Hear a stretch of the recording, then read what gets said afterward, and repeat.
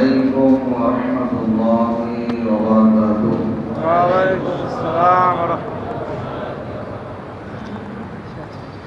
الحمد لله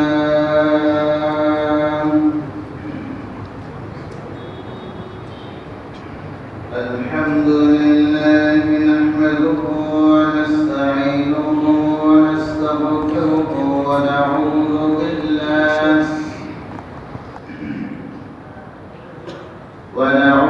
بالله من شرور أنفسنا من يهد الله فلا مضل له ومن يضلله فلا هادي له ونشهد أن لا إله إلا الله وحده لا شريك له ونشهد أن محمدا عبده ورسوله الذي أرسله بالحق بشيرا ونذيرا وداعيا إلى الله بإذنه وسراجا منيرا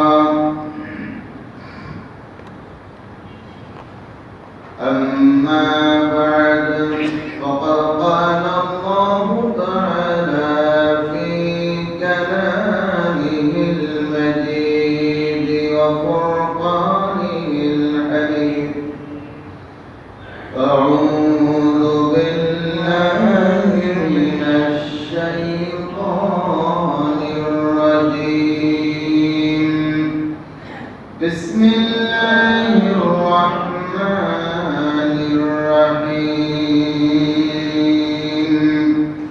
إن الله وملائكته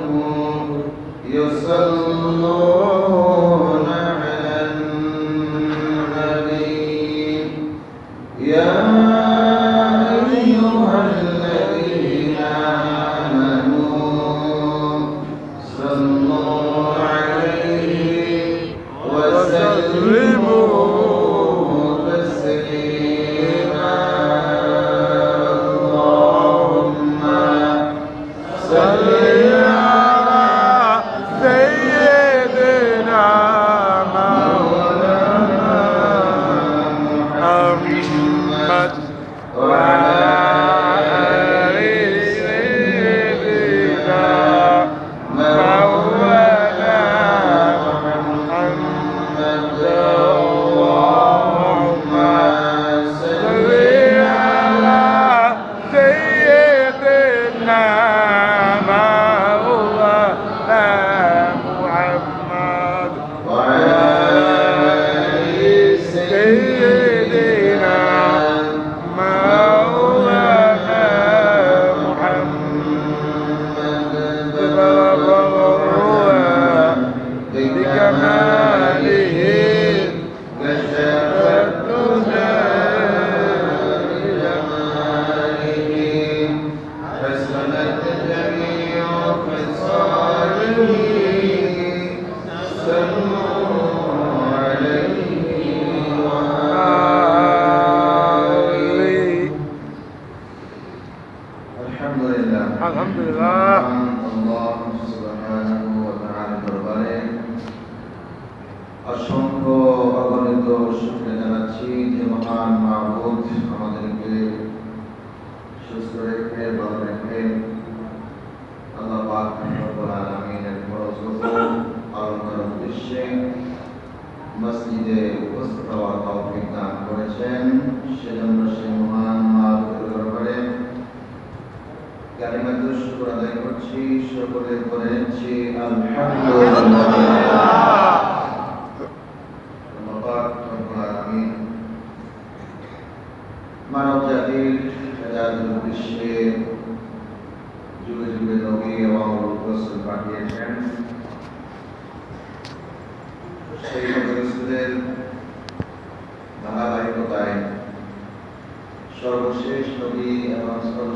শ্রেষ্ঠ নবী আমাদের নবী বিশ্ব নবী জনাব মুহাম্মদুর রাসূলুল্লাহ সাল্লাল্লাহু আলাইহি ওয়াসাল্লাম। সকল নবী এবং রাসূলদেরকে আল্লাহ পাক রব্বুল আলামিন বিভিন্নভাবে কিতাব দান করেছেন, কাউকে ডাইরেক্ট দিয়েছেন, আবার কাউকে ওই কিতাব অনুসরণ করার জন্য বলেছেন। আমাদের নবী এর উপরে যে কোরআন নাযিল হয়েছে সেটি অবতীর্ণের সময় লেগেছে 23 বছর। বলি আলহামদুলিল্লাহ। 23 বছর সময় ধরে অবতীর্ণ হয়েছে। 23 বছর, 1 বছর 2 বছর না, 23 বছর। আমরা এই মসজিদে বলেন, ঘরে বলেন, সারা পৃথিবীতে যে কোরআন তেলাওয়াত হয়, ছোট্ট একটি কিতাব, এই কিতাবটা বিশ্ব নবীর উপর অবতীর্ণ হতে 23 বছর সময় লেগেছে। বলি আলহামদুলিল্লাহ। এই কোরআনই হলো সর্বশ্রেষ্ঠ কিতাব এবং কোরআন অবতীর্ণ হওয়ার পরে অন্যান্য আসমানি কিতাবের যত হুকুম রয়েছে সমস্ত হুকুমগুলি মানসুখ হয়ে গেছে। কোরআনের হুকুমই সবাইকে পালন করতে হবে, সবাইকে আমল করতে হবে। যারা হযরত ঈসা আলাইহিস সালামের শরীয়তকে অনুসরণ করতেন, ওনাদের মধ্যে যারা জীবিত ছিলেন, কোরআন অবতীর্ণ হওয়ার পরে আল্লাহ রাসূল বলেছেন যে ওটা মাসুখ হয়ে যাবে, এখন এই কোরআন অনুসরণ করতে হবে। বলি আলহামদুলিল্লাহ। এই কোরআন আল্লাহ পাকের যত ওহী অবতীর্ণ হয়েছে, যত আয়াত অবতীর্ণ হয়েছে, যত কিতাব অবতীর্ণ হয়েছে, এর মধ্যে সর্বশ্রেষ্ঠ এবং সর্বসুন্দর, সর্বোৎকৃষ্ট, যার হেফাজতের দায়িত্ব স্বয়ং আল্লাহ সুবহানাহু ওয়া তাআলা। সবাই বলি আলহামদুলিল্লাহ। যার কারণে অন্যান্য কিতাব সুবিধার মতো সময়, সুবিধার মতো ভাবে মানুষ রদ বদল করতে পারলেও আল্লাহ পাক রব্বুল আলামিন যে কোরআন দিয়েছিলেন, এই কোরআনকে পৃথিবীর কেউ রদ বদল করতে পারবে না। বলি আলহামদুলিল্লাহ। এমন একটি কিতাব আমরা পেয়েছি। সুতরাং এই কিতাব পৃথিবীর যে কোনো প্রান্তে, পৃথিবীর যে কোনো দেশে, যে কোনো কোরআন থেকে আপনি মানুষকে দাওয়াত দিতে পারবেন এবং সেই কোরআন যেভাবেই পাবেন, আপনার ঘরের কোরআনকেও আপনি সেইভাবেই পাবেন। নাকি পরিবর্তন আছে? কোনো পরিবর্তন নাই।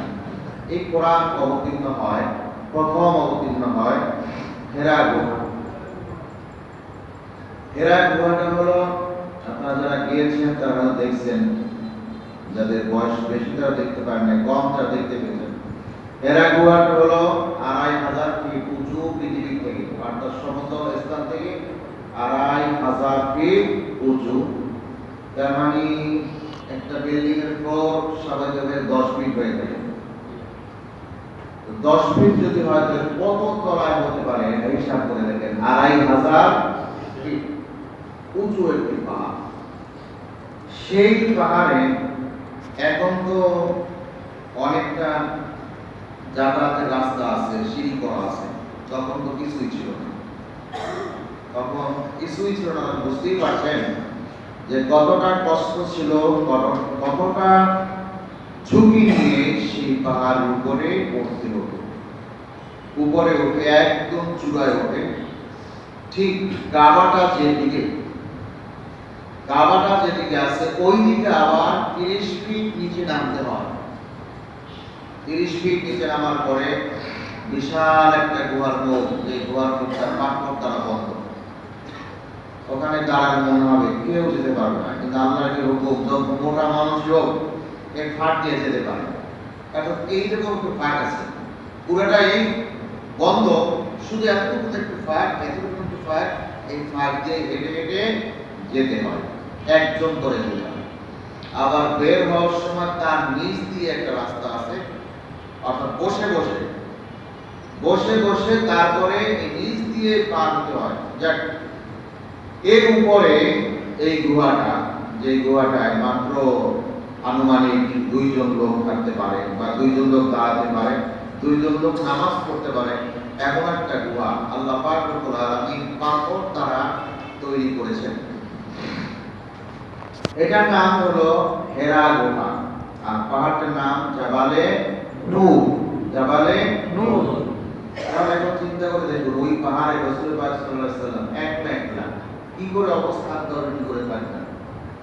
সবচেয়ে আশ্চর্যের বিষয় হলো হযরত খাদিজাতুল কুবরা রাদিয়াল্লাহু তাআলা, তিনি আল্লাহ রাসূলের জন্য খাবার, বাসা থেকে খাবার নিয়ে এই 6 মাইল দূরে হেঁটে হেঁটে, কোনো যানবাহন তখন ছিল না, তখন তো উট কি কোনো মরুভূমির জাহাজ, আর এখন তো যানবাহনের অভাব নাই, তখন হেঁটে হেঁটে এখানে গিয়ে এই পাহাড়ের উপরে উঠে আবার 30 ফিট নিচে নেমে রাসূল সাল্লাল্লাহু আলাইহি ওয়াসাল্লামের খাবার পৌঁছায় দিতেন। জোরে বলুন সুবহানাল্লাহ।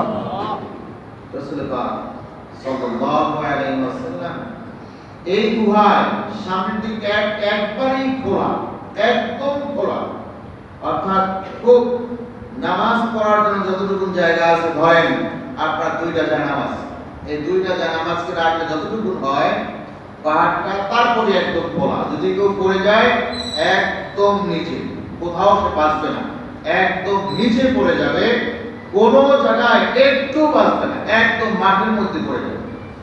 সেই জায়গায় রাসূল পাক সাল্লাল্লাহু আলাইহি ওয়াসাল্লাম ধ্যানমগ্ন অবস্থা থাকতেন। ধ্যানটা কিসের জন্য ছিল? ধ্যানটা কোনো খারাপ ধ্যান ছিল না, ধ্যানটা ছিল যে আমি মানুষের দাওয়াত দিই, কেন আমার সত্যটা গ্রহণ করছে না। আর একটি হলো মানুষ আমাকে কেন জ্বালাতন করে, বিভিন্ন ভাবে আমার উপরে কেন ক্ষিপ্ত হয়ে যায়, মানুষ কেন এই নোংরামি কাজগুলি করে, পাপ কাজগুলি করে, এটা নিয়ে ভাবনা ছিল, এটা নিয়ে তার ভাবনা এবং এটা নিয়েই তার ধ্যান ছিল। আল্লাহ এদের অবস্থা কি হবে, যদি সত্যিকার অর্থে জান্নাত এবং জাহান্নামের ফয়সালা যদি হয়ে যায়, তাহলে এই লোকগুলির অবস্থাটা কি হবে, এটা নিয়ে তিনি ভাবতে থাকতেন। আত্মীয়তার সম্পর্কে ভাবতে থাকতেন। এই কারণে আত্মীয়তারা মারামারি করতো, আর রাসূলুল্লাহ ভাবতেন কেন আত্মীয়তা মারামারি হবে এবং কেন তারা এরকম রক্তারক্তি করবে, হত্যাযজ্ঞ করবে, সত্যটা কেন তারা গ্রহণ করছে না। এই ভাবতে ভাবতে ভাবনার মধ্যে আল্লাহ পাক রব্বুল আলামিন হযরত জিবরাইল আলাইহিস সালাতু ওয়াস সালাম রাসূল পাক সাল্লাল্লাহু আলাইহি ওয়াসাল্লাম পাঠাবার পরে বললেন, ধরার পরে বুকের সাথে চাপ দিয়ে আবার ছেড়ে দিলেন। চাপটা কেমন? এই আপনাদের আমার গোলাগুলির মতো নয়, কিন্তু যে স্বাভাবিক একটু গোলাগুলি করলাম আর কি, সেই রকম নয়। অর্থাৎ রাসূলের যে ভাষ্যটাকে চাপ দিয়েছেন, চাপ দিয়ে ছেড়ে দিয়েছেন। এবার উনি বলছেন, আমি এতটা ব্যথা পেয়েছি, মনে হচ্ছিল আমার প্রাণ এখনই বের হয়ে যাবে। জোরে বলুন সুবহানাল্লাহ।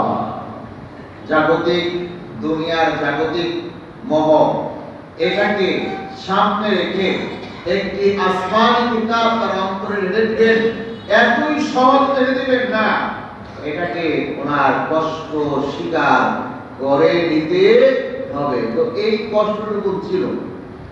তো প্রথমবার যখন চাপ দিলেন, আবার ছেড়ে দিলেন, বললেন পড়ুন, ইকরা। উনি বললেন, আমি তো লেখাপড়াই জানি না, আপনি আমার চাপ দিলেন কি না দিলেন। একটা কথা আছে না, যে শিক্ষক ছাত্রকে বলছে যে যদিও মিলে না তারপর বলি, বলছেন পড়া শিখছো না, পড়া শিখে নাই, বলছে ভয় কেন শেখো নাই, ভয় মানে কেন শেখো নাই। ছাত্র মনে করে স্যার ভয় না, আপনি ভয় কি করেন, এটা আপনার ইচ্ছা, পড়া কিন্তু আমি বলবা পারবো না। কথা বলছেন তো কি প্রশ্ন করছে, কি উত্তর করছে। রাসূল পাক সাল্লাল্লাহু আলাইহি ওয়াসাল্লামকে বললেন, করুন আপনার প্রবল না। উনি বললেন, না আমি তো কোনো পড়া জানি না। বললেন, না এক চাপেই যথেষ্ট নয়। আবার বললেন, আবার চাপ দিলেন, এবারও তিনি বললেন, আমার প্রাণ মনে হচ্ছে ওষ্ঠাগত হয়ে যাবে, তার মানে বের হয়ে যাবে। এরপরে বলছেন পড়েন, বললেন আমি পড়া জানি না। আবার বললেন না, কথা হবে না, আরো তাকে চাপ দিতে হবে, অর্থাৎ বডি ফিটনেস আরো তৈরি করতে হবে। এরপর আরো সজোরে, সবচেয়ে বেশি জোরে চাপ দিয়েছিলেন তৃতীয়বার, চাপ দিয়ে ছেড়ে দিলেন এবং বললেন ইকরা বিসমি রাব্বিকাল্লাযী খলাক। বললেন আপনি বলুন। বললেন আমি কি করব? তার মানে আগে থেকে ভালো না, আগে আমি পড়া জানি না, এখন কি করব কি? তখন জিবরাইল বললেন ইকরা বিসমি রাব্বিকাল্লাযী খলাক। উনি বললেন আমিও বলতেছি ইকরা বিসমি রাব্বিকাল্লাযী খলাক। এবার তিনি পড়তে পারলেন, জোরে বলুন আলহামদুলিল্লাহ। যারা হাফেজি পড়ান ছাত্ররাও আছে, অনেক কষ্ট, কত লেখাপড়া করে। এটা যদি এই দাখিলাত আলিম বলেন আর এসএসসি আর এসএসসি বলেন, সে সারা বাংলাদেশে ফার্স্ট হয়ে যাবে। ওই পরিমাণ লেখাপড়া করবে, সারা বাংলাদেশে ফার্স্ট হবে, কেউ ঠেকাতে পারবে না। এত লেখাপড়া করে এই ছেলেগুলি। সকালে পড়ে, দুপুরে পড়ে, বিকেলে পড়ে, রাত 3টায় উঠে তারপরে পড়ে। এরপরে আল্লাহ পাক রব্বুল আলামিন তার বিশেষ রহমতের মাধ্যমে যে এত পরিশ্রম করে, যাক আমি তার মধ্যে কোরআন ঢুকাই দেই, এরকম হয় কিনা? নতুবা এই কোরআন ঢুকাবার পরে পার্থক্য নির্ণয় করা যায় না, স্বাভাবিক মানুষের জীবনে হয়। কিন্তু একজন কোরআন ওয়ালা আর একজন কোরআন ছাড়া, যেখান থেকে জিজ্ঞেস করবেন ওইখান থেকে সে বলতে সক্ষম। সুবহানাল্লাহ, সুবহানাল্লাহ। এরপরেও কেউ কেউ আছেন এটা মুখস্থ করে করতে পারেন না। যেরকম আমি তাদেরকে বলবো সংশোধন হয় না। অর্থাৎ সন্তানকে মানুষ করতে হলে মা বাবাকে কি করতে হবে? সংশোধন হতে হবে, ইস্তেগফার করতে হবে। ও তো ইস্তেগফার যায় না, এটা আমি করব। আবার বলেন আমি দোষ করতে হবে না, আপনি তো দোষ করেন না, ওর ইস্তেগফারটাই আপনি করবেন। আপনি করবেন আল্লাহর কাছে, আল্লাহ আমার ছেলেকে আমি এই পড়াতে যাচ্ছি, তুমি তাকে কোরআন হাফেজ বানাও, আলেম বানাও। এই কথা সন্তানের করার কথা, সন্তান যেহেতু বুঝতেছে না, সুতরাং এটা এখন আমাকেই করতে হবে। কত চোখের পানি মা এবং বাবার ঝরে জানেন এই কোরআনটাকে শুধু বুকে ধারণ করার জন্য, আলেম হওয়ার জন্য বাবার অনেক চোখের পানি পড়ে, পয়সা খরচ করতে পারে না। এই যে কত ছাত্র জিজ্ঞেস করেন সকালে কি দিয়ে নাস্তা খেয়েছো, হয়তো বল আলু ভর্তা আর ডাল। আর এখন ডাল আমি আগেও বলেছি যে কি ওযু করা গোসল করা আপনারা সবই জানেন, কথা বলছেন, এমন পাতলা ডাল। আল্লাহ ভালোই জানে যে এই সব ছেলেগুলি কি খাবে, ওদের পুষ্টিকর কোনো খাবার নাই, এক গ্লাস দুধ নাই, হরলিক্স নাই, কোনো খাবার নাই। আমি ডালের মধ্যে যদি প্রোটিন না দেই তাহলে ছেলেগুলি মারা যাবে। এই জন্য সব ধরনের ডালের মধ্যে আল্লাহ পাক রব্বুল আলামিন দুধের থেকে, গরুর গোশতের থেকেও 9 গুণ বেশি ভিটামিন দিয়েছেন। জোরে বলুন সুবহানাল্লাহ। আমার কাছে মনে হচ্ছে মাদ্রাসা ছাত্রদের এটা দিয়েছে, এটা মাদ্রাসার কোরআনের ছাত্ররা খাবে, এই বরকত দিয়েছেন। আমরাও খাই, আমরা কিন্তু বরকত কম পাবো না। আল্লাহ পাক রব্বুল আলামিন এত সুন্দর ব্যবস্থা করে তারপরে সব কিছু আল্লাহ পাক দিয়েছে। একটু কষ্ট দিলে, একটু মাইর দিলেই এই মায়ের কাছে বিচার দেয়, বাবার কাছে আমাকে মারছে না, যাবো না মাদ্রাসা। এখন মা যদি, বাবা যদি তার কথা বিশ্বাস করে শিক্ষকের বিরুদ্ধে ঝাঁপিয়ে পড়ে, সমস্যা সৃষ্টি হয়ে গেল না। আপনি ওর কথা বিশ্বাস করে, সন্তানের কথা বিশ্বাস করে শিক্ষকের বিরুদ্ধে কিছু বলা, কি বলেন, বলা যাবে না। ওই সন্তানকে আপনি বুঝাবেন যে মারতে হয় খাবে। আমাকে তো আগে বুঝতো আমাদেরকে যে সারটা যদি মারে, যেখানে মারবে সেইখানটা জান্নাতে যাবে। আমরা আগেই বলতাম স্যার এখানে মারছেন না, সবখানে মারে, সব পুরাটাই জান্নাতে চলে যায়। জোরে বলুন সুবহানাল্লাহ। এখন আর সেই শিক্ষা নাই, এখন মিডিয়ার যুগ। আপনার যদি ঠাকুর একটা মারে বলবে 50টা দিছি, লাঠি দিয়ে একটা আঘাত করে 50টা দিছে, এই কথা বলে ফেসবুকে সমাজ লাগে, ইউটিউবে ছাড়বে, ফেসবুকে ছাড়বে, টুইটারে ছাড়বে, সব পৃথিবীতে এটি ছয়লাভ হয়ে যাবে, জানা জানি হয়ে যাবে। জোরে বলুন নাউযুবিল্লাহ, আরো জোরে বলুন নাউযুবিল্লাহ। আল্লাহ পাক রব্বুল আলামিন তার হাবিবের উপর আয়াত দিলেন। উনি ঘরে গেলেন, ঘরে যাওয়ার পরে ওরাকা বিন নওফল তার কাছে সব ঘটনা বিবরণ করলেন। ওরাকা বিন নওফল বুঝতেই পারছেন যে হলো জিবরাইল আলাইহিস সালাতু ওয়াস সালাম, এরপরে বলতেছে মোহাম্মদ আমি হয়তো আর বেশি দিন বাঁচবো না, কিন্তু আমি যদি বেঁচে থাকতাম তাহলে তোমাকে আমি সহযোগিতা করতাম, তার কারণ তোমাকে তোমার নিজ দেশের মানুষ তাড়িয়ে দিবে। উনি আশ্চর্য হয়ে গেছে যে আমাকে আমার নিজ দেশের মানুষ, হাদিস বুখারীর শব্দ আওয়া মুখরিজিয়াহুম শব্দ এরকম আসছে যে আমাকেও কি নিজ এলাকা ছেড়ে চলে যেতে হবে। হযরত রাকাব বিন নাওফাল বললেন তোমার আগে আদম আলাইহিস সালাম থেকে ঈসা আলাইহিস সালাম পর্যন্ত কেউ থাকতে পারে নাই, তুমিও থাকতে পারবা এটা তো আমি বিশ্বাস করি না। তারা যেহেতু পারে নাই তুমিও পারবা না, তোমাকেও বের করে দিবে, সুতরাং তোমাকে চলে যেতে হবে। কিন্তু আমি যদি সেদিন জীবিত থাকি অথবা থাকতাম তাহলে অবশ্যই আমি তোমার সহযোগিতা করতাম, তোমার সাহায্য করতাম। ধরে বলি আলহামদুলিল্লাহ। এই শব্দটায় কিন্তু দেখা পেয়েছে যে লোকজন আমাকে বের করে দিবে, আমার নিজ মাতৃভূমিতে চলে যেতে হবে। আমি এত সুন্দর ব্যবহার করি, সবচেয়ে সঠিক কথা বলি, তাহলে আমারই কেন চলে যেতে হবে? এই কথা তিনি বারবার ভাবতেছেন। কিন্তু একদিন, দুই দিন, তিন দিন, 1 বছর, 2 বছর, 3 বছর, 4 বছর, 5 বছর, 10 বছর যখন হয়ে গেল, তখন আল্লাহ পাক রব্বুল আলামিন বললেন না, এই দেশটা আপনার জন্য, আপনার উম্মতের জন্য নিরাপদ নয়, আপনি চলে যান। আপনি চলে যাবেন, কোথায় যাবেন? আমি বলে দেব কোথায়, কোন জায়গা নিরাপদ সেই জায়গাটা। আল্লাহ পাক রব্বুল আলামিন আল্লাহ পাক রব্বুল আলামিন মিরাজের ঘটনায় মনে আছে আপনাদের? এক জায়গায় নিচে নেমে নামাজ পড়েছিলেন, হযরত ইব্রাহিম আলাইহিস সালাম পরিচয় করে দিলেন এবং বলেন এই জায়গার নাম ইয়াসরিব, কিন্তু এই জায়গার একদিন নাম হবে মদিনা। মদিনা ওই জায়গায় ছিল না? হ্যাঁ, পরিচয় করে দিলেন, সেখানে চলে গেলেন। দীর্ঘ 13 বছর পরে ওইখানে পরিবেশ আল্লাহ পাক এত সুন্দর করে দিলেন, সেই পরিবেশের ছোঁয়া আজও মদিনায় বিদ্যমান। জোরে বলুন সুবহানাল্লাহ। প্রচন্ড গরম মক্কায়, প্রচন্ড গরম মক্কায়, একদম মানে খুবই কষ্টকর। সেই অবস্থায় যদি কেউ মদিনায় যায়, মদিনায় যাওয়ার পরেই একটু শ্বাস প্রশ্বাস মন খুলে প্রাণ খুলে ছাড়তে সক্ষম হয়। কথা ঠিক কিনা? যারা গিয়েছেন সবাই বলছেন মদিনার পরিবেশ খুবই সুন্দর। এটা বলতে হবে, এই পরিবেশ তো আমি আপনি দেই নাই, এই পরিবেশ দিয়েছে মহান আল্লাহ সুবহানাহু ওয়া তাআলা। জোরে বলুন আলহামদুলিল্লাহ। নাকি অসত্য কথা বললাম? যারা গিয়েছেন একদম প্রচন্ড গরম মক্কা, মদিনায় কিন্তু ঠান্ডা, ঠান্ডা হাওয়া আল্লাহ পাক সেখানে দিয়েছেন। 13 বছর থাকলেন।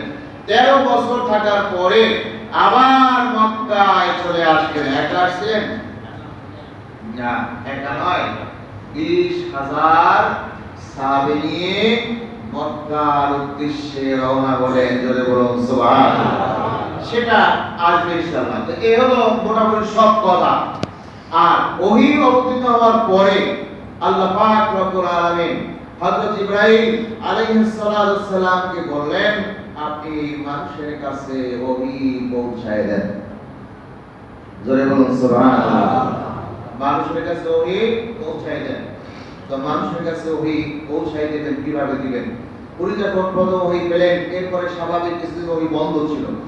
বন্ধ থাকা অবস্থায় উনি কি করলেন? এই কম্বল মুড়ি দিয়ে, আমরা ঘুমাই না, একটু শীত বেশি লাগলে ঘুমাই কিনা, নাক মুখ সব ঢাকা থাকে, উনি এরকম ঢেকে পরে ঘুমালেন। এইরকম ঘুমান নাই, শুয়ে আছেন। আমরা ঘুমাই বা আমরাও শুই, উনি শুয়ে আছেন এরকম। আল্লাহ পাক রব্বুল আলামিন দ্বিতীয়বার ওহী অবতীর্ণ হলেন, ইয়া মুহাম্মদ এটা বলেন নাই। আমাদের নবীর নাম কোরআনে কারিমে মাত্র 4 জায়গায় উল্লেখ আছে। কয় জায়গায়? আর মুসা আলাইহিস সালামের নাম বলতে পারবেন? 131 জায়গায়। 131 জায়গায় হযরত মুসা কালিমুল্লাহর নাম কোরআনে কারিমে উল্লেখ করা হয়েছে। আর আমাদের নবীর নাম মাত্র 4 জায়গায় উল্লেখ করা হয়েছে। বলি আলহামদুলিল্লাহ।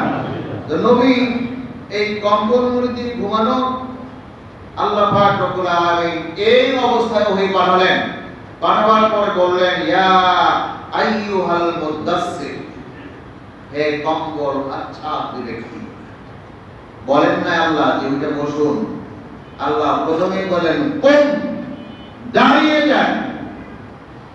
বসার শোয়ার থেকে কোথায় কথা বলেন, দাঁড়ানো কষ্ট কষ্ট বলেন, কথা বলেন, কষ্ট বুঝতেছেন না আপনারা? এটা কি সোজা না কষ্ট? কষ্ট কষ্ট। মানুষ এমনি, এটা নবীর সুন্নাহ যে ঘুমের থেকে উঠে নিজ বিছানায় একটু বসতেন, বসার পরে দোয়াটা করতেন, করার পরে শরীর স্বাভাবিক হলে এরপরে নিচে নামবে, উযু করতে যাবে। উইঠাই লাফ দিয়ে উযু করতে যাইতেন না। আপনি কোন দিন লাফ দিচ্ছেন তা আপনি বুঝতে পারবেন? বোঝার খুব একটা সহজ নয়। তো এই জন্য সুন্নাত হলো কিছুটা সময় বসবেন বিছানায়। বসার পরে আপনি ঘুমটা দূর হওয়ার জন্য একটু চোখ হালকা কি করেন, দস্তানেন, দোয়াটা করলেন, ঘুমটা ভাঙলো। এরপর স্বাভাবিক হওয়ার পর আপনি এখন রাস্তাঘাট চিনেন যে এই দিকে বাথরুম, এই দিকে দরজা, এই দিকে সবকিছু মন সব মনে করছে। মনের পর আপনি এবার নামেন, নামার পরে উযু করতে যান, বাথরুমে যান, যেখানে যাবেন সেখানে যান।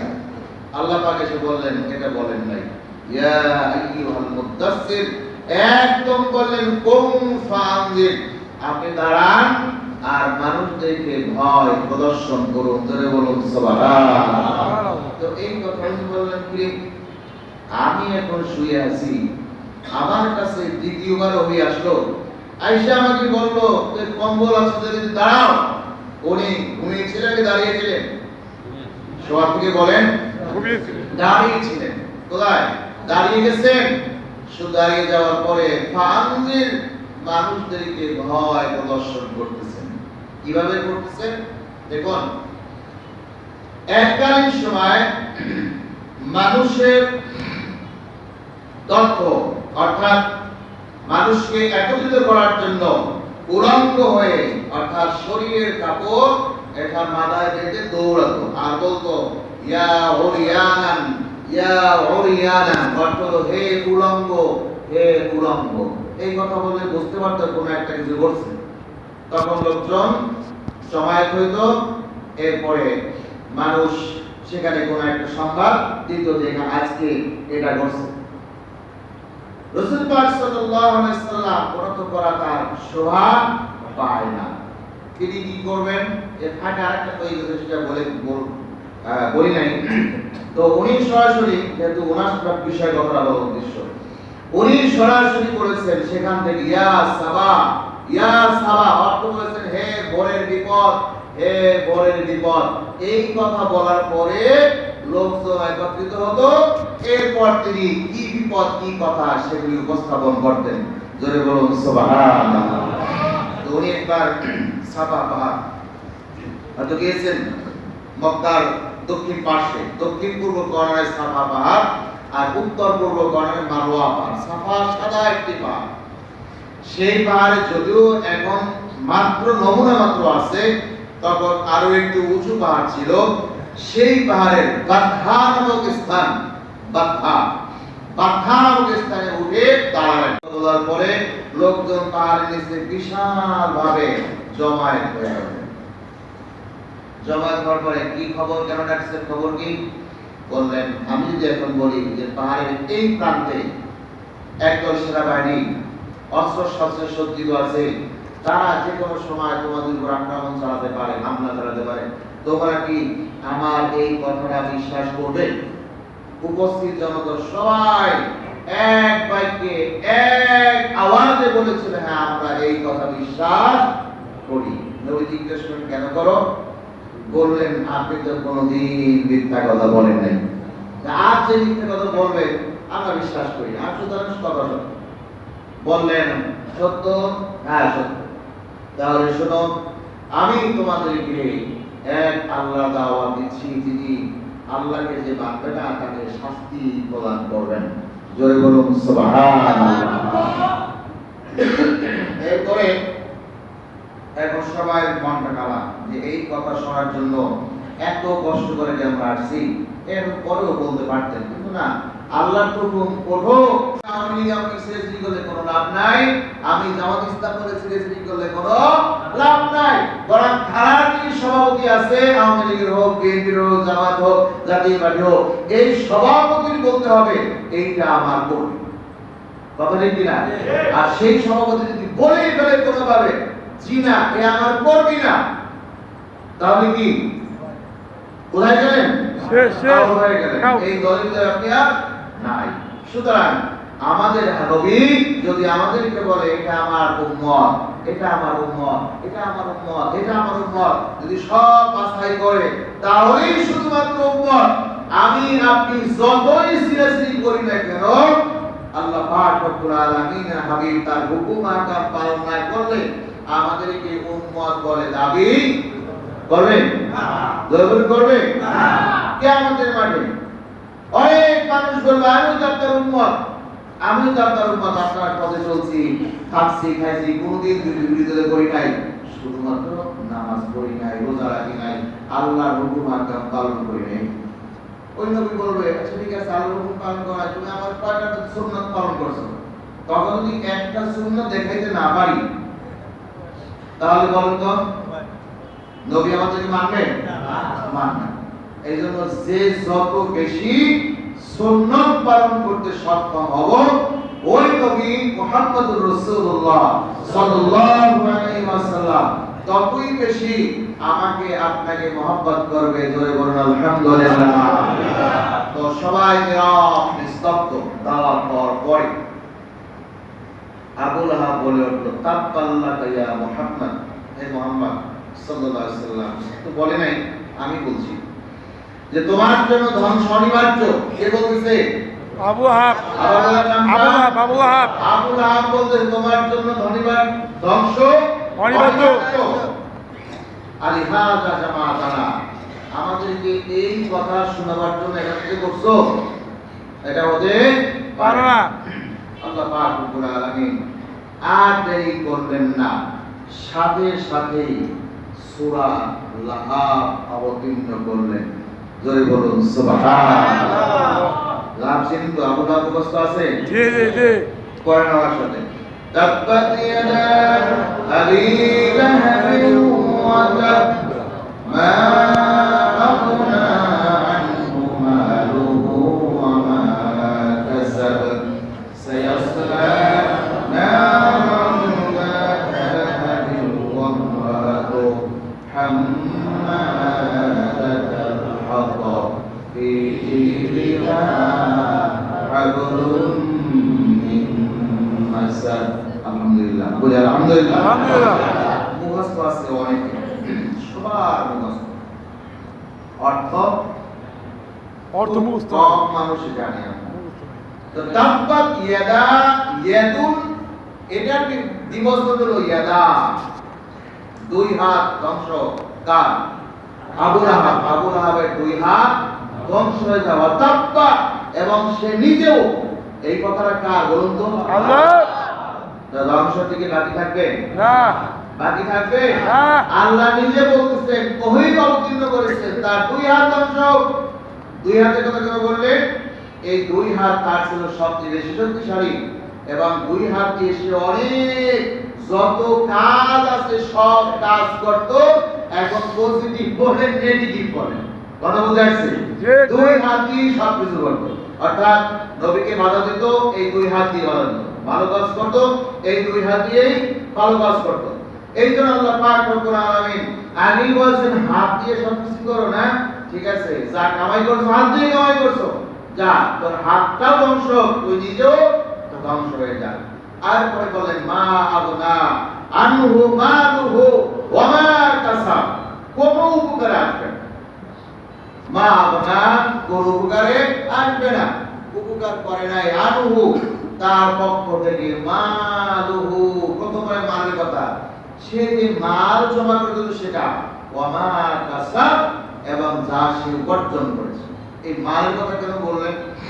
মালের কথা এই কারণে বললেন, কোন একটা প্রশ্ন জবাবে আমাদের নবীজিকে বলেছিলেন যে যদিও তার কথা সত্য হয় কোনো অসুবিধা নাই, আমাকে অনেক ধন আছে, আমার মাল আছে, আমার ছেলে মেয়ে আছে, সব কিছু আছে, সুতরাং আমি এর থেকে কিছু টাকা দিয়া তারপরে সেখান থেকে যদি জাহান্নাম থেকেই থাকে ওই জাহান্নাম থেকে আমি বেঁচে যাব। জোরে বলুন না চিন্তা ভাবনা দেখছেন? আমি এই জাহান্নাম থেকে বেঁচেই যাব। আর দুনিয়ার জীবন, পরকালের জীবন অনেক কঠিন একটা জীবন। পরকালের জীবনে শুধু এক গ্লাস কিনেন তো, হ্যাঁ, এক গ্লাস আকুব্বায়াতুল গ্লাস, এক গ্লাস পানির দাম হবে একজন মানুষের 60 বছরের নেক আমলের সমান। জোরে বলুন সুবহানাল্লাহ। তো কেউ বিনিময় করতে পারবে? বলেন, তো জাহান্নাম থেকে বাঁচতে পারবে এই ধন সম্পদ দিয়ে? আল্লাহ পাক সেজন্য বললেন, মা আকুনা আনহু মালুহু ওয়া মা কাসাব। তার মাল কোনো কাজে লাগে নাই, সেটা অর্জন করছে। কি অর্জন করছে? তার অর্জন ছিল কয়েক ধরনের। এক হলো অর্থ, তারপরে ধন সম্পদ, এরপরে সব কিছু খালি গোড়া ভর্তি করে রেখেছিল। তারপরে শুধু এইটা না, নিজের মান সম্মান সেটাও অর্জন করেছিল। কিভাবে? আবু লাহাব ছিল সবচেয়ে সুন্দর সুঠাম দেহের অধিকারী এবং সবচেয়ে সুন্দর, দেখতেও সুন্দর ছিল, গায়েও সুন্দর ছিল, শক্তিতেও সুন্দর ছিল। আল্লাহ পাক রব্বুল আলামিন বলছেন কোনো কাজ হবে না। আবু লাহাব এজন্যই বলা হয়, তার সৌন্দর্যের প্রতি লক্ষ্য করে তাকে আবু লাহাব বলা হলো। তো লাহাব বলা হলো, লাহাব মানে হলো অগ্নি শিখা। জ্বালাবার পরে যে সাদা আগুনের যে সাদা অংশটা বের হয়, আবু লাহাবের শরীরের অংশটা ছিল এই কালারের। এই যে আল্লাহ পাক রব্বুল আলামিন তাকেও ডাক দিয়ে বললেন যে তুমি তো আসলেই আবু লাহাব। এই সৌন্দর্য কে দিয়েছিলেন? আল্লাহ দিয়েছেন। তার ছিল 12টা সন্তান। কয়টা সন্তান? 12টা। বলছে কিয়ামতের দিন আগে দরকার হয় 12টাই কাজে লাগাবো। 12টাই কি কাজে লাগাবো, তারপরও সব কি সারকার করে ছাড়বো। জোরে বলুন নাউযুবিল্লাহ। কোনো কাজে লাগবে? হ্যাঁ, কোনো কাজে লাগবে। আল্লাহ পাক বলেছেন তার কাছ থেকে কোন সম্পদ, তার সন্তান এবং সে যে অর্জন করেছিল এর একটাও কাজে লাগে নাই। বলছে সন্তানের কথা বলো, সন্তানের কথা বলো। আল্লাহ পাক বলছেন, মা আনহু মালু মা কাসাব সায়াসলা নারান যাতা লাহাব ওয়া মুরাদ। খুব শীঘ্রই সে জাহান্নামে নিক্ষিপ্ত হবে। শুধু একা নয়, তার স্ত্রী সহ। তার স্ত্রী যদি জাহান্নামে যায় তাহলে ধন সম্পদ, সন্তান সন্তানি সব আল্লাহ পাক জাহান্নামে পৌঁছাই দিবেন। জোরে বলুন নাউযুবিল্লাহ। আল্লাহ পাক বলেছেন তাকেও যেমন জাহান্নাম দিব, তার স্ত্রীকেও জাহান্নাম দিব। এখন স্ত্রীর অপরাধ কি ছিল? স্ত্রীর অপরাধ ছিল একটা হলো নবীর সাথে বিরোধিতা করার জন্য সে অগ্রগণ্য ছিল। আগে হাত বাড়াই দিত, বুদ্ধি দিত, পরামর্শ দিত, এক। আর 2 নম্বরে হলো সে জঙ্গল থেকে কাঠ সংগ্রহ করত। এই কাঠগুলি দিয়ে আগুনকে প্রজ্বলিত করত আর মুস্কি মুস্কি হাসতো, বলতো এই আগুনে বলে আমার স্বামী জ্বলবে, আমি বলে জ্বলবে। এটা তো কোনদিন হতে পারে না। হতে পারে? কেন পারবে না? পারে কি না? পারে। সবকিছুর মালিক কে? আল্লাহ। সুতরাং সবকিছু করা, সবকিছু হওয়া, সবকিছুই কি সম্ভব। সবকিছু কি সম্ভব। আল্লাহ পাক রব্বুল আলামিন ওয়া মুরাতুহু হাম্মালাতাল হাতাব, এই যে কাঠ বহন করত, কাঠ নিয়ে আসতো। এই কাঠ শব্দের অর্থ হলো একটা ছিল লাঠি, আর একটা ছিল সত্যিকার অর্থে কাঠ, শুধু বুদ্ধি। লাঠি মানে বুদ্ধি এখানে, অর্থাৎ নবীকে আক্রমণ করার জন্য যত বুদ্ধি ছিল সব বুদ্ধি ওখান থেকে বের হতো। আর বুদ্ধি ছাড়াই তার একটা গলার হার ছিল। কি ছিল? স্বামীকে বলছে তুমি তার বিরুদ্ধে লাগো, আমি দরকার হয় গলার হার বিক্রি করে সব টাকা নবীর বিরুদ্ধে খরচ করব। জোরে বলি তাহলে সে কোথায় যাবে? জাহান্নামে যাবে না? যাবে কোথায়? আব্রাহু হাম্মালাতাল হাতাব ফি জিলিহা হাবলুম মিন মাসাদ, তার গলায় পেছন হবে খেজুরের পাকানো শক্ত মজবুত রশি। এখানে খেজুর গাছের পাঠানোটা রূপ করতে, অর্থাৎ শক্ত রশি তার গলায় কি প্যাঁচানো থাকবে, যেহেতু ওই যে স্বর্ণের গহনা ছিল, এটা ছিল কি শক্ত, সেটাও সে ইসলামের বিপক্ষে যে খরচ করবে, সুতরাং তাকে আমি বাঁধবো এই শক্ত রশি দিয়ে। জোরে বলুন নাউযুবিল্লাহ। আল্লাহ পাক রব্বুল আলামিন এইভাবে রাসূল পাক সাল্লাল্লাহু আলাইহি ওয়াসাল্লাম কোরআন দিয়ে মানুষদেরকে দাওয়াত দিতেন, ইসলামের কথা জানার দাওয়াত দিতেন, তাওহীদের দাওয়াত দিতেন, কিন্তু কেউ মানতো না, কেউ কি মানতো না। এরপরে আবু লাহাবের স্ত্রী উম্মে জামিল, আবু সুফিয়ানের বোন, একটু বলে দিলাম। দেখ, এই উম্মে জামিল যখন এই আয়াত যখন নাযিল হয়, নাযিল হওয়ার পরে সে বলছে মুহাম্মদ কই, আমি তাকে এই পাথর দিয়ে হত্যা করব। জোরে বলি নাউযুবিল্লাহ, আরো জোরে বলি নাউযুবিল্লাহ। পাথর দিয়ে হত্যা করব বলছে আবু বকর রাদিয়াল্লাহু তাআলা আনহু। উনি বলতেছেন মিথ্যা বলার কোনো সুযোগ নাই। উনি বলতেছেন মক্কার সামনে, কাবার সামনে বসে আছে, কাবার সামনে বসে আছে, সে ঘুরতে কাবার সামনে গেল। তার আগে আবু বকর রাদিয়াল্লাহু তাআলা আনহু কাবায় গিয়ে রাসূলের কানে কানে বলেন, ইয়া রাসূলুল্লাহ, ওই যে আসতেছে আপনাকে মারার জন্য। তিনি বললেন, কোনো চিন্তা করো না, আল্লাহ পাক রব্বুল আলামিন এই আবু লাহাবের স্ত্রী এসে সব দেখতে পারবে, আমি মুহাম্মদুর রাসূলুল্লাহ সাল্লাল্লাহু আলাইহি ওয়াসাল্লাম আমাকে দেখতে পারবে না। জোরে বলুন সুবহানাল্লাহ। আমাকে দেখতে পারবে না। আল্লাহ পাক রব্বুল আলামিন হাবিব কোরআন তেলাওয়াত শুরু করলেন। কি করলেন? কোরআনে কারিমে এই বিষয়ে কথা বলেন। আল্লাহ পাক রব্বুল আলামিন বলেন, ওয়াইদা قرأت القرآن جعلنا بينك وبينه للذين كفروا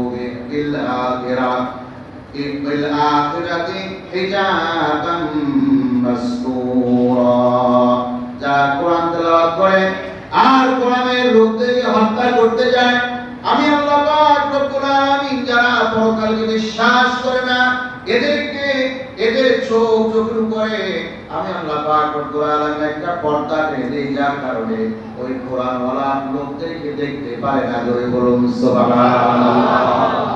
কিছুক্ষণ ঘুরে চলে আসলো। আসার পরে হযরত আবু বকর রাদিয়াল্লাহু তাআলা আনহু বললেন যে, শোনো বন্ধু, আমি তো আজকে আবু লাহাবের স্ত্রীকে দেখেছি, তার হাতে পাথর দেখেছি, কিন্তু আমাকে এসে দেখতে সক্ষম হয় নাই। এই কারণে আমি তো কোরআন তেলাওয়াতে মশগুল ছিলাম। জোরে বলুন সুবহানাল্লাহ। সুতরাং আমি আপনাদেরকে আহ্বান করব, সেটাই সব সময় কোরআন তেলাওয়াত করা। যা মুফাসসির তেলাওয়াত করেন, হাঁটতে বইতে চলতে ফিরতে যখন মনে হয় আপনি বিভিন্ন কাজে মগ্ন থাকবেন, আমিও জানি একটা সময় কিন্তু আপনার মনে আসবে যে আমি এই কাজটা করতেছি, এর সাথে কোরআন তেলাওয়াত করতে ভালো হতো। আপনি তখনই মুখে ওইটা বন্ধ করে অথবা ওই কাজ বাদ দিয়ে কোরআন তেলাওয়াত করতে লেগে যাবেন। কি তেলাওয়াত করবেন? আপনি সূরা ফাতিহা জানেন, তাই তেলাওয়াত করেন। সূরা ইখলাস জানেন, তেলাওয়াত করেন। আপনি সেরা জানেন না, আউযু বিল্লাহি মিনাশ শাইতানির রাজিম, বিসমিল্লাহির রহমানির রহিম, এইটুকু পারেন, এই দুইটাই পড়েন, এই দুইটাই কি করেন, আস্তে আস্তে শিখতে থাকেন, তাহলে কোরআন তেলাওয়াতের চর্চা, অভ্যাস যাই বলেন সবই পরিণত হবে।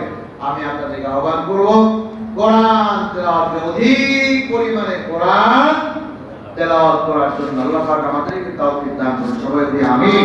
ওয়া মা তৌফিক ইল্লা বিল্লাহ। আসসালামু আলাইকুম ওয়া রাহমাতুল্লাহি ওয়া বারাকাতুহু।